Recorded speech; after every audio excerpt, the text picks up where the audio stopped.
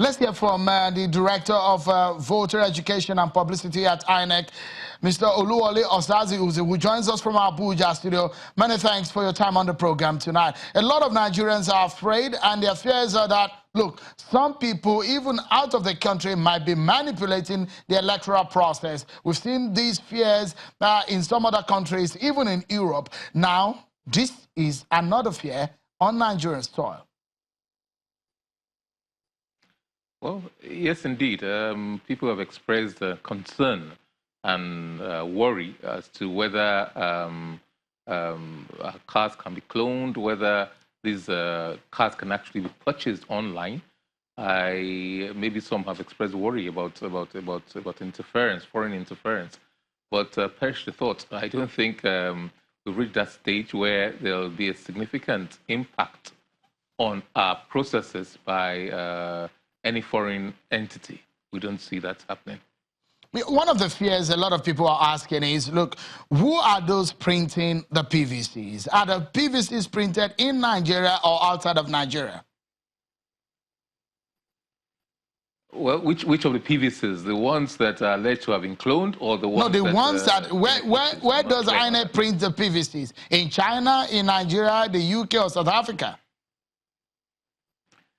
Well, I'm not too sure I'm allowed to answer that. And quite honestly, I personally don't know the answer to that. But I do know that the production of a PVC involves different processes, not just one company or one entity is involved in its production.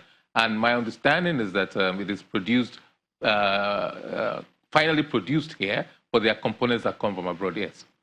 Okay, so because that's a fear, a lot of people are afraid of the security where it's being produced out of the country and the fear of foreign influence on our election. But stay with us, Mr. Oluwole Osaze. We'll be back. We'll also hear from the INEC chairman on the issues of the PVC's collection and the voter registration exercise. Don't go anywhere, everyone. We'll be right back.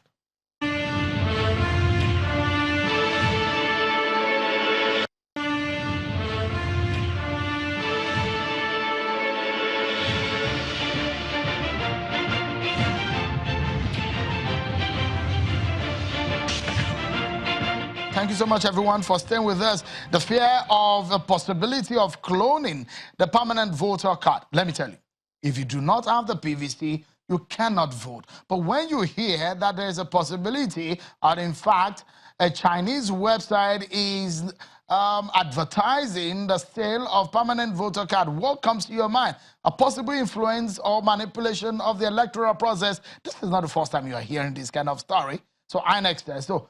This may not be possible, and they are on top of the situation. We'd like also to tell you that since the INEC intervention, that advertisement on the Chinese website has been pulled down. Let's get back to the conversation now and perhaps douse the fears. Mr. Oluwole Osaze is the Director of Voter Education and Publicity at INEC. He's been talking to us on this matter. I tell you, Mr. Osaze, a lot of people are scared, especially political parties, especially when Ekiti and Osun elections are just a few days away. So, in essence, because in the electoral process, during the election day, if your PVC is not recognized, or you cannot do the electronic registration, you can go to the manual accreditation. And so a lot of people think that there is a possibility of using a fake PVC and get your way through. Is that possible? No, it's not. I think our statement yesterday was quite clear on it. There are certain protocols that must be observed. There are certain things. If it's a cloned or a fake PVC, then the card reader will not respond to it. The PVC, the permanent voter card, responds to the card reader. They communicate. It's not that, so the card reader will read the card. If it's not our card, then it will not read it because it will not contain those protocols or those security devices that have been put in place. That's why we tell people you must get registered at an accredited center by INEC officials. Don't go to a website, or don't go to a business center, or don't go to anybody who says, oh, it's very easy, come and do it. If you do, you'll be embarrassed on election day, and you could be arrested for possession of a fake card, and you'll be questioned as to where the source of that card. Because the permanent voter's card it's conditioned to be read by the card reader, and it only reads those that are validly issued by INEC. So, Mr. Osaze Uzzi, this is it. A lot of people have been thinking, especially tech survey people, thinking that, look, the register of voters are out there for every Nigerian to see. And so the details, the biometrics and all of that, part of it can be cloned into the card. So are you saying that manual accreditation is not a bypass of, because manual accreditation is recognized by your process, by the guideline of INEC, isn't it? No, manual accreditation per se is not recognized. You're getting two things mixed up, I think, Sean.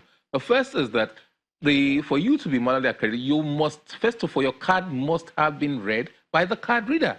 If your card is not read by the card reader, you cannot go to the next stage. So basically, you can only be accredited if your card is read. But if your biometrics, if you put your finger and it doesn't recognize your finger for whatever reason, the fingerprints as contained in the card reader, then you'll be allowed to go on to the next stage of accreditation. But the first stage of accreditation is that the card must be an original INEC card and it will be read by the card reader. If it's not read by the card reader, you cannot proceed. The chances are that card is not a genuine card. But isn't what has happened yesterday a clear case of criminality and a clear case of a breaching of Nigeria's electoral process? If that is the case, what are you doing? Have you talked to the security operatives? Is Nigeria getting on top of this situation? Well, I don't want to be presumptuous, and I don't want to in any way say or do anything that will affect the investigative process. That is being left to the security agents. But to answer your question directly, yes, our statement did say so yesterday. We have engaged with the security agencies. We have engaged with the website that carried those adverts. We can't say at this stage, I cannot say anything that will be prejudicial to the investigations and to the engagements currently going on at different levels.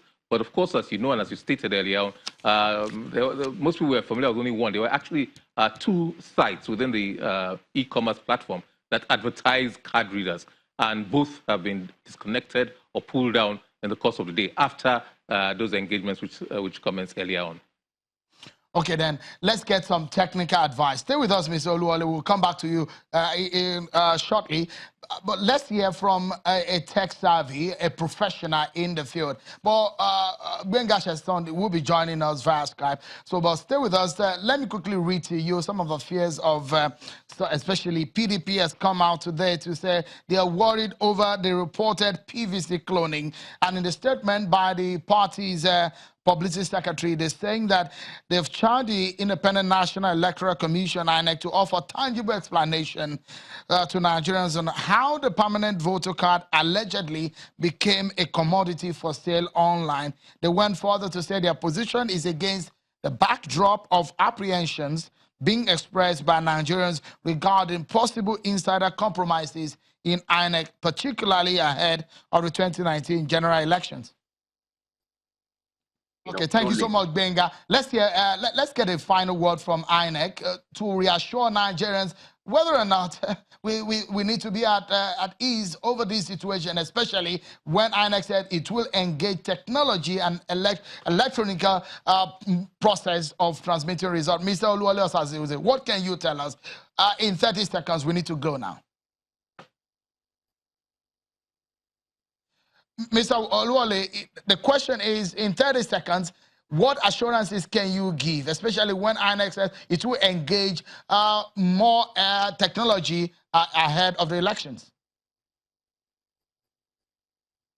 I'm sorry, I can't hear you, Gwenga. Sure, I can't hear anything. Oh, too bad. Well, we must leave it at that. That's our show for tonight, everyone. Many thanks for being part of it. I'm sure Kimbale. Bye-bye.